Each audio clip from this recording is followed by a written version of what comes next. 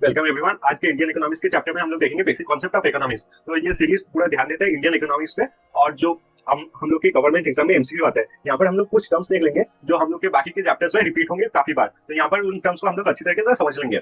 आप लोग में से कोई अगर बंगाली लैंग्वेज में ज्यादा कंफर्टेबल है तो नीचे में डिस्क्रिप्शन में बंगाली वीडियो का लिंक दे दूंगा, आप वहां से जाकर सेम वीडियो बंगाली में भी देख सकते हैं। तो स्टार्ट करते हैं आज का चैप्टर। तो सबसे पहला जो आता है वो है आपका balance of trade. Balance of trade में क्या देखा जाता है, हम लोग जो अपने कंट्री से सामान लाते हैं और अपनी कंट्री से जो सामान एक्सपोर्ट कर सकते हैं, उस सामान का जो मॉनेटरी वैल्यू होता है वो देखा जाता है बैलेंस ऑफ ट्रेड में। मान लीजिए हम लोग बाहर के देश से इंपोर्ट कर रहे हैं कार और एक्सपोर्ट कर रहे हैं हम लोग का कॉटन। तो ये जो सामान है, ये कार हो गया या फिर कॉटन हो गया, इसका जो टोटल वैल्यू होता है, कितना हम लोग एक्सपोर्ट कर रहे हैं या फिर इंपोर्ट कर रहे हैं, उसका जो टोटल वैल्यू का होता है बैलेंस रखा जाता है, उसी को कहा जाता है आपका balance of trade. Balance of payment आपका सेम चीज है, जैसे बैलेंस ऑफ ट्रेड में आपका सामान एक्सचेंज का कितना वैल्यू होता है उसको देखा जाता है। बैलेंस ऑफ पेमेंट में आपका पैसे का कितना ट्रांजैक्शन होता है वो देखा जाता है। कितना पैसा हम लोग इंटरनेशनल मार्केट में दे रहे हैं, तो इंटरनेशनल मार्केट से कितना पैसा हम लोग को आ रहा है, उसी को कहा जाता है बैलेंस ऑफ पेमेंट। फिर आता है जीडीपी, ग्रॉस डोमेस्टिक प्रोडक्ट। अब ये समझने से पहले एक बार इसको थोड़ा डिटेल्स में समझ लेते हैं। आप लोग एक बार इसको समझ लीजिए, इसके बाद आप लोग नोट डाउन कर सकते हैं, क्योंकि ये सब कॉन्सेप्ट अगर आप लोग को समझ में आ गया तो फिर इंडियन इकोनॉमिक्स से बाकी जो चैप्टर है वो काफी आसानी से आपको समझ में आ जाएगा। तो सबसे पहले आता है जो हम लोग का, वो है आपका जीडीपी। जीडीपी में क्या देखा जाता है, जो टोटल वैल्यू होता है एक कंट्री में, in the country in 1 year. एक साल में एक कंट्री में जितना गुड्स, प्रोडक्ट, सर्विसेज बनाए जाते हैं, उसका जो टोटल वैल्यू होता है वो होता है आपका जीडीपी। गुड्स और सर्विसेज से मेरा क्या मतलब है, गुड्स और सर्विसेज। मान लीजिए आपने कोई फोन खरीदा, तो वो फोन खरीदने के लिए आपको पैसा देना पड़ता है। उसके बाद फोन खरीदने के बाद आपको एक सिम यूज करना पड़ता है ताकि आप बातचीत कर सके। तो सिम, मान लीजिए आपने जियो का सिम खरीदा, तो फिर फोन का जितना प्राइस है और जियो का आप जितना प्राइस है वो सिम खरीदते हैं, दोनों मिला के आता है आपका जीडीपी। फिर आता है आपका जीएनपी। जीएनपी में क्या होता है, जो जीडीपी होता है उससे माइनस होता है आपका इनकम बाय फॉरेनर्स और ऐड होता है आपका इनकम बाय एनआरआई। अब देखिए, इंडिया में बहुत सारे फॉरेनर्स हैं जो इंडिया में रहते हैं और इंडिया में काम करते हैं। अब ऑब्वियस बात है, जब वो इंडिया में इनकम करते हैं, इनकम करने के बाद जो अपना पैसा है इनकम करके वो बाहर के देश में या फिर अपने घर में भेजते हैं। तो जो इनकम होता है फॉरेनर्स के द्वारा, वो हमारे देश से बाहर चला जाता है, वो हमारे कंट्री में से बाहर चला जाता है। और जो इनकम बाय एनआरआई होते हैं, जो नॉन रेजिडेंट इंडियन होते हैं, जो बाहर के देश में इंडियंस रहते हैं, वो इनकम करके देश में वापस भेजते हैं। इसलिए जो देश से चला गया उस इनकम को माइनस कर दिया गया, और यहाँ पर जो इनकम होता है जो बाहर के देश से नॉन रेजिडेंट इंडियन भेजते हैं इंडिया में, उस इनकम को ऐड कर दिया गया। इससे बनता है आपका जीएनपी। अब देखेंगे एनएनपी। एनएनपी में क्या होता है, जो आपका जीएनपी होता है उससे माइनस किया जाता है आपका डेप्रिसिएशन। मान लीजिए आपने कोई फोन खरीदा था, और फोन खरीदा था आपने 2019 में। अब 2021 में आते आते उस फोन का वैल्यू जो है वो डिक्रीज हो जाता है। ये बहुत ऑब्वियस है। मान लीजिए 2019 में कोई मॉडल का जो प्राइस था, 2021 में उसी फोन का प्राइस जो है उससे डिक्रीज हो जाता है। इसे कहा जाता है आपका डिप्रिसिएशन। जो प्रोडक्ट होता है उसका जो वैल्यू डिक्रीज होता है उसे कहा जाता है आपका डिप्रिसिएशन। फिर आता है आपका नेशनल इनकम। नेशनल इनकम जो होता है एक कंट्री में, तो पूरे कंट्री में कितना इनकम हो रहा है उसी को कहा जाता है नेशनल इनकम। इसके लिए क्या किया जाता है, जो एनएनपी होता है उससे माइनस प्लस किया जाता है आपका सब्सिडी, और माइनस किया जाता है आपका इनडायरेक्ट टैक्स। अब जो एनएनपी है, सब्सिडी क्या होता है, जो गवर्नमेंट हम लोग को पैसा देती है ताकि हम लोग को सामान सस्ते में मिले, उसे कहा जाता है सब्सिडी। मान लीजिए आपके पास, आप कोई गैस सिलेंडर खरीदते हैं, वो टोटल प्राइस होता है 100 रुपीज, और गवर्नमेंट से आपको सब्सिडी मिलता है, और गवर्नमेंट आपको सब्सिडी देती है 20 रुपीज का। तो आपको टोटल जो प्राइस पे करना होगा गैस सिलेंडर के लिए वो है आपका 80 रुपीज। अब इनडायरेक्ट टैक्स क्या होता है वो समझ लीजिए। मान लीजिए आप कोई फोन खरीदते हैं और उस फोन का प्राइस होता है 100 रुपीज, और इस 100 रुपीज के ऊपर भी आपको टैक्स देना होगा 18%। तो फिर टोटल प्राइस कितना हो गया, 118। इसे इनडायरेक्ट टैक्स इसलिए कहा जाता है क्योंकि ये प्रोडक्ट के ऊपर आपका टैक्स होता है। अगर आप फोन नहीं खरीदते तो फिर आपको टैक्स नहीं देना पड़ता है, पर क्योंकि आपने फोन खरीदा है तो इसलिए ये आपको टैक्स देना होगा। इसलिए ये कोई डायरेक्ट टैक्स नहीं है, ये इनडायरेक्ट टैक्स है। तो यहाँ पर समझते हैं फिर से, ये जो नेशनल इनकम है, ये सब्सिडी हम लोग को जो मिलता है वो ऐड किया जाता है, क्योंकि सब्सिडी से हम लोग को फायदा होता है। और माइनस इनडायरेक्ट टैक्स किया जाता है क्योंकि टैक्स देने पे हम लोग को पैसा कम हो जाता है। इसे कहा जाता है आपका नेशनल इनकम। अब इसके बाद समझेंगे हम लोग per capita income. Per capita income क्या होता है, पर कैपिटा इनकम का मतलब होता है कि हर एक व्यक्ति इंडिया में या फिर कोई भी देश में कितना इनकम कर रहा है। पर कैपिटा इनकम जितना ज्यादा होगा, एक जगह का डेवलपमेंट उतना ही ज्यादा होगा और लोगों के पास उतना ही ज्यादा पैसा होगा। तो पर कैपिटा इनकम के लिए क्या करते हैं, जो नेशनल इनकम होता है उसे डिवाइड कर दिया जाता है पॉपुलेशन से।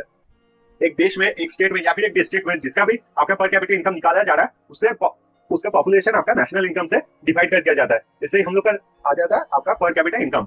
तो ये जो कॉन्सेप्ट है फिर से समझ लेंगे। सबसे पहले जीडीपी, जीडीपी क्या होता है?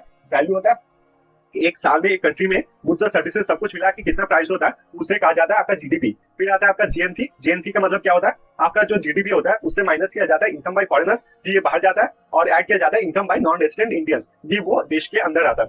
फिर यहाँ से निकाला जाता है आपका एनएनपी। एनएनपी में क्या होता है? जीएनपी जो होता है उसे माइनस किया जाता है आपका डेप्रिसिएशन। कोई भी सामान का वैल्यू जो डिक्रीज होता है उसे कहा जाता है आपका डेप्रिसिएशन।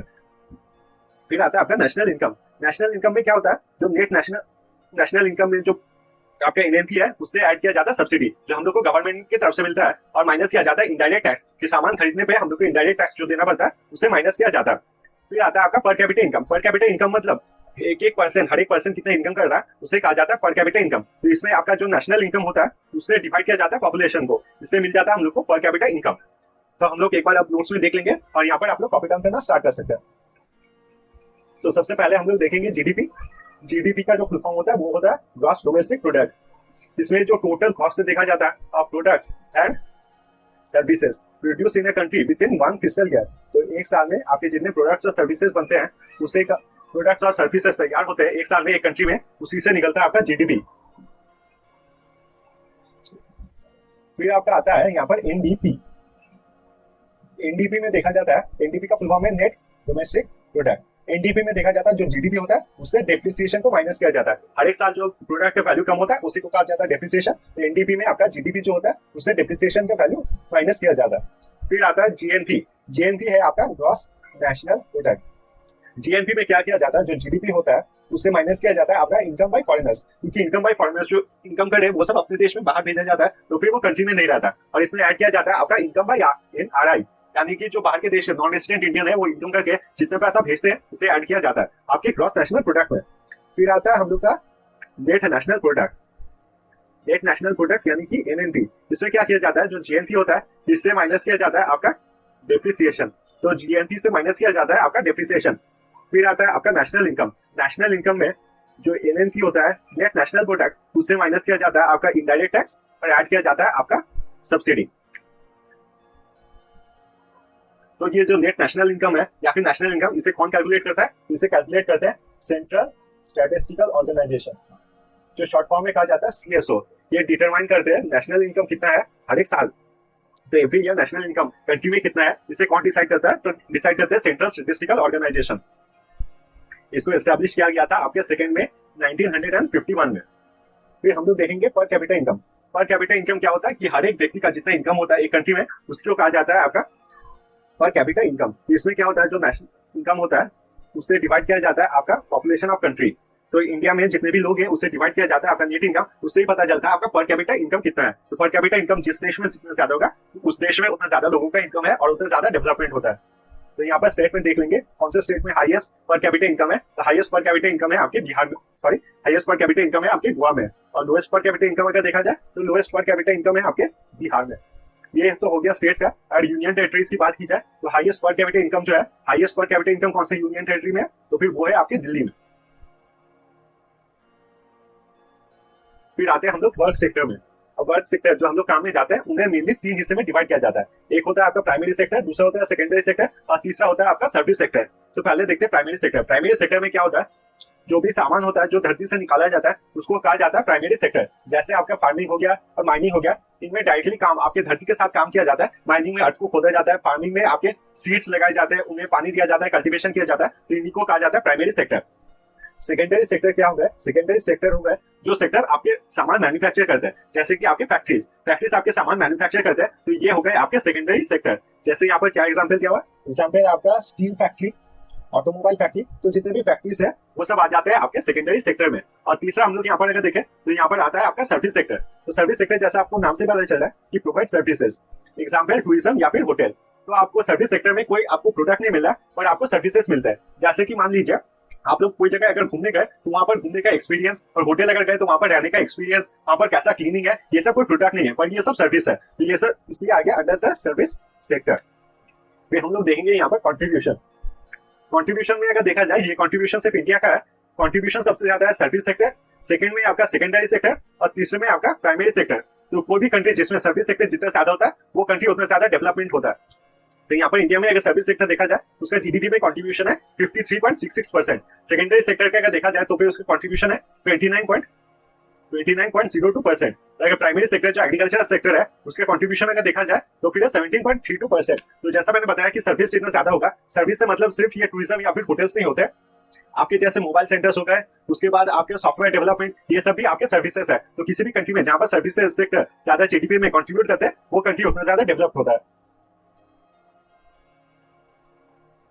फिर आता है डिस्गाइज्ड एम्प्लॉयमेंट। डिस्गाइज्ड एम्प्लॉयमेंट में क्या होता है कि ज्यादा कम काम होता है और उसे करने के लिए ज्यादा लोग होते हैं।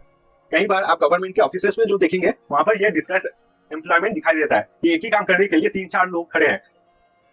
कोई फॉर्म लाता है तो कोई फॉर्म पे साइन करता है तो कोई फॉर्म पे स्टैम्प करता है, जबकि ये सब काम एक ही आदमी से किया जा सकता है। तो यही होता है डिस्गाइज्ड एम्प्लॉयमेंट, जहां पर काम तो कम होता है पर वो काम करने के लिए बहुत सारे लोग होते हैं।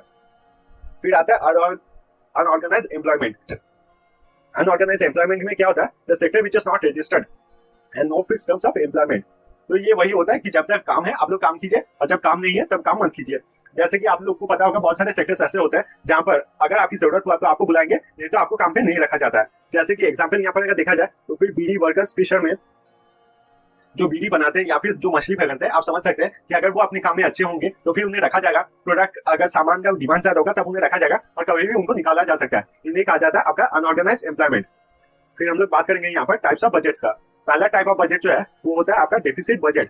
डेफिसिट बजट में क्या होता है, गवर्नमेंट का जो स्पेंडिंग होता है वो आपका ज्यादा देन इट अर्न्स, मतलब कमाई से ज्यादा वो स्पेंडिंग करते हैं। यहाँ पर स्पेंड कैसे करते हैं, मान लीजिए सब्सिडी, कोई सामान पे अगर वो सब्सिडी देते हैं या फिर डेवलपमेंट में काम करते हैं, रोड्स बनाते हैं, ब्रिजेस बनाते हैं, तो गवर्नमेंट का इनसे पैसा खर्चा होता है। अर्न्स ऑन टैक्सेस तो आप समझ ही सकते हैं कि अर्निंग होता है गवर्नमेंट का टैक्सेस से, या फिर बहुत सारे मान लीजिए पेट्रोल की प्राइस अभी जो इंक्रीज कर दिए गए उसमें टैक्सेस बहुत ज्यादा इंक्रीज हुए हैं, इसी से होता है आपका गवर्नमेंट का अर्निंग। फिर आता है आपका सरप्लस बजट। सरप्लस बजट में क्या होता है, government taxes more than it spend. तो गवर्नमेंट जितनी स्पेंड करती है उससे ज्यादा इनकम हो जाता है उनके टैक्सेस से। टैक्सेस बहुत ज्यादा इनकम होता है। फिर मान लीजिए अपने पार्लियामेंट बनाने में ज्यादा खर्चा करते हैं या फिर कोई मूर्ति बनाने में खर्चा करता है तो फालतू खर्चा में लग जाता है, जब आता है आपका सरप्लस बजट। तो आज का चैप्टर बस यहीं तक था।